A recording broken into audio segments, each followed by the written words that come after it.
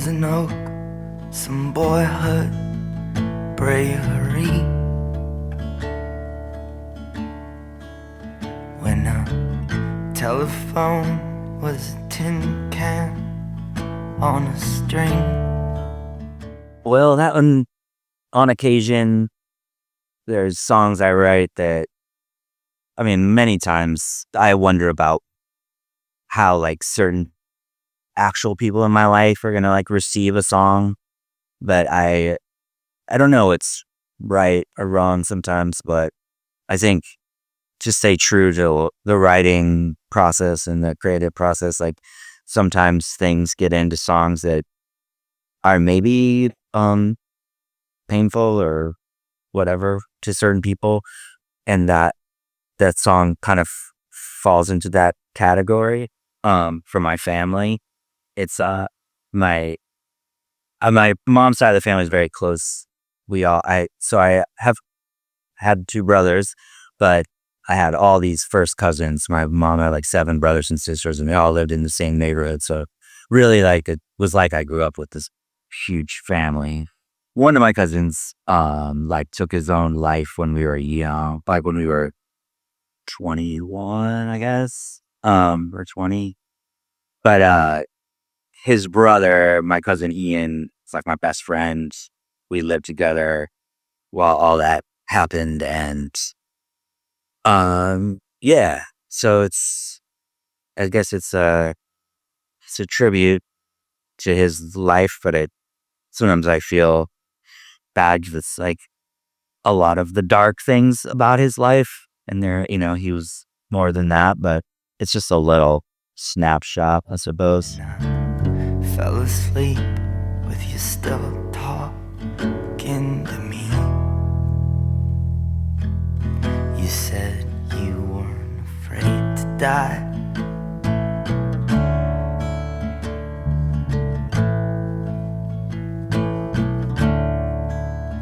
In Polaroids, you were dressed in women's clothes. Were you made ashamed? Why'd you lock them in a drawer? Well, I don't think that I ever loved you more. Also, like, kind of a deeply personal thing for Conor, like, that was a long time ago. It was kind of when I first started to get to know Conor, when that kind of event happened. And there's little bits of, like, little stories of past events, maybe not completely biographical or autobiographical, but pulling from life events and kind of shaping them in the song. And there's a sweetness and kind of sincerity in the song, about boyhood, being a child, like the telephone on a string and all these like childhood memories. It's just touching. That was one that I did just by myself at that Sony studio. I do remember sending that demo to Mike Mogis, and he really was like, wow, this is like a special song. And then added that really exceptionally beautiful pedal steel to it. It was one of the songs that we've also wanted this dynamic shift. I remember kind of wanting to add steel, just to make it weepy sounding or something. I don't know, like sad. I feel like the pedal steel and Poison Oak kind of acts as a element to kind of just employ a little sadness, extra sadness to it or something. And so when putting it together, I think it was just kind of natural, because those feelings, I still feel them now. So they were easy to kind of tap into then when it was a new song, and kind of, and actually maybe it's an old soul song. Maybe it could have been Poison Oak. No, it's one of the two that Conor showed me first that we played live at the Bowery, but it might have been both. I have a memory of these two songs being kind of the earlier songs that he showed me that we kind of played before we recorded the album in a different fashion, like in a more minimal way. So when we came to record Poison Oak, it felt already kind of slightly familiar in a way. And also, like I said, it kind of it appealed to me just immediately, just emotionally. Then when you turned away, when you slammed the door, when you stole the car and drove towards Mexico, and you wrote bad checks just to fill your arm, I was young enough, I still believed in war.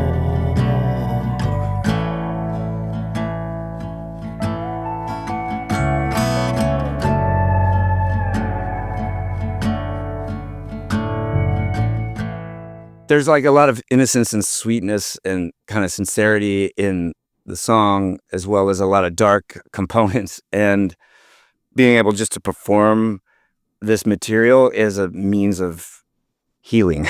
And that had a lot of weight to it. When we recorded it for the album, it felt kind of heavy. Yeah, I think that, I don't know when the decision with the drums, and that's Maria singing the harmony. But yeah, it just felt like there's a very visceral kind of pain in that song. So to have the loud drums and be able to scream over it, I think felt like the right thing.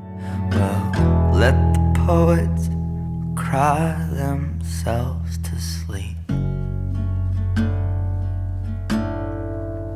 and all their tearful words would turn back into steam. But me, I'm a single cell on a serpent's tongue.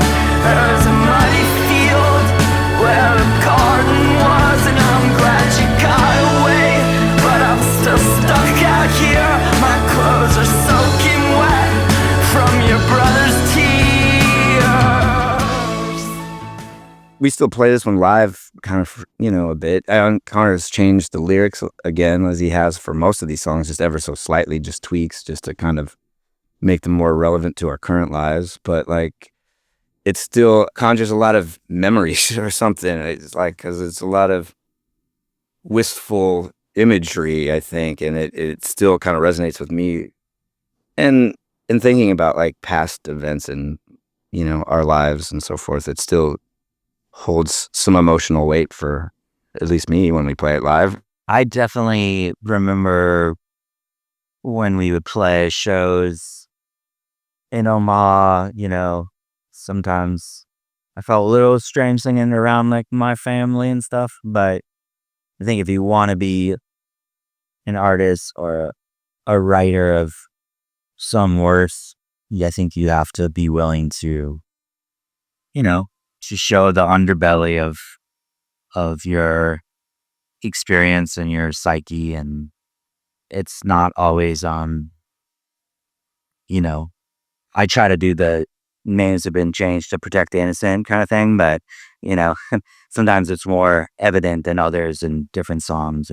But I mean, so like you said, to a listener, no one's gonna know, not no one, but most people that hear the song aren't gonna be aware of all of that. So that's another thing, is you have to make it can't be so specific and personal that I guess it can be, but I try to make my songs, even if they are explicit from my experience, I try to put some universality into it so that like a guy like you can hear a song and feel connected to it, even though you might not know the actual character people that make it up, populate it.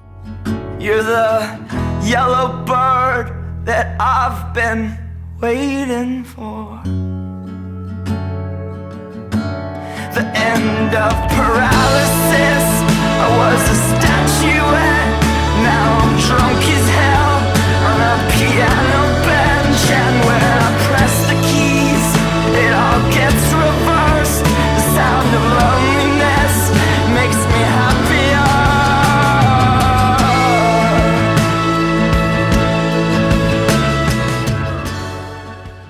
Being drunk as hell on a piano bench, the sound of loneliness makes you happier. It's not necessarily a cheerful song, but it's a mechanism for healing, as well. And I guess I feel that in the song. Yeah, I mean, I think that the subtext of a lot of I guess I'd consider early Bright Eyes music then, and maybe still to this day to some degree, although like I said, I think I've lost maybe a little bit of my um I don't know, belief system has changed and crumbled and rebuilt over the years. But I think music as salvation was a big kind of theme for me for those first several Bright Eyes records, like the idea that like there's all this pain and all this misery everywhere that you can observe, and